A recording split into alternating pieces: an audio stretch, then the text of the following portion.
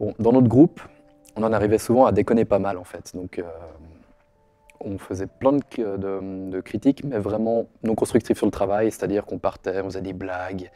Et alors oui, c'était sympa, ça mettait une bonne ambiance, une bonne atmosphère de travail, mais c'était absolument pas constructif. Alors comment est-ce qu'on peut gérer ça pour garder la bonne ambiance, mais en gagnant en productivité?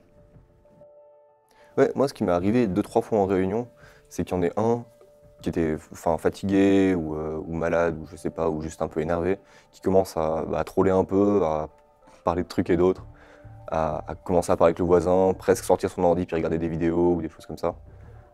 Et la réunion qui était censée durer 1 heure en dure deux.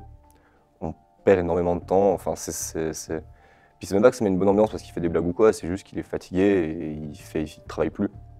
Et il veut pas travailler et ça nuit à tout le monde parce on doit lui répéter les choses, on doit lui redire. Ça, on perd beaucoup de temps.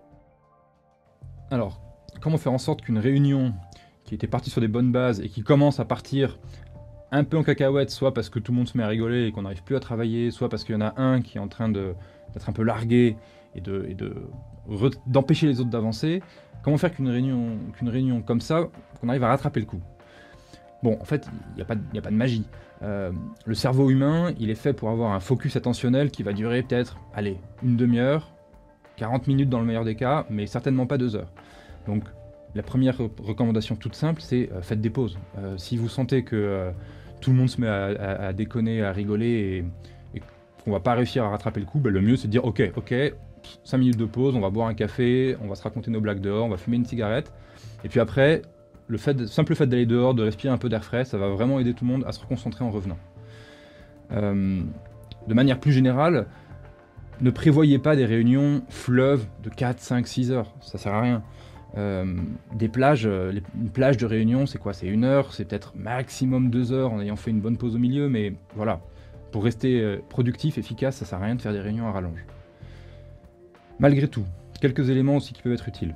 Moi, je vous recommande vivement, au début d'une réunion, quand tout le monde est encore frais et encore dans le coup, ensemble, on prend 5 minutes et on écrit l'agenda de la réunion. Quels sont les objectifs pour cette réunion? Aussi, en les mettant en perspective avec les milestones, avec les deadlines de l'ensemble du projet.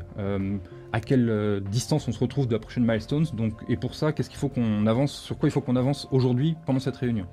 Donc ça va vous prendre 5 minutes, vous écrivez une dizaine de points comme ça. C'est les choses qu'on veut faire pendant cette réunion. Ça va vous permettre aussi, si vous voyez que la réunion est en train de partir un peu à l'ouest, de dire bon écoutez les gars, on a quand même un agenda, on a déjà fait la moitié des trucs, encore un petit effort, on fait l'autre moitié et après on pourra aller pour de bon faire la fête dehors.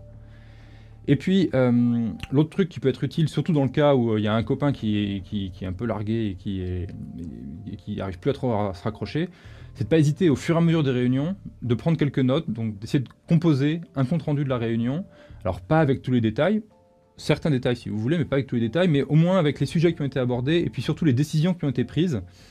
Comme ça, on pourra récupérer le coup un peu plus tard. Le lendemain, on reprend rapidement les notes et puis on pourra savoir de quoi on avait discuté, quitte à aller redemander des détails aux copains qui étaient là et qui étaient attentifs.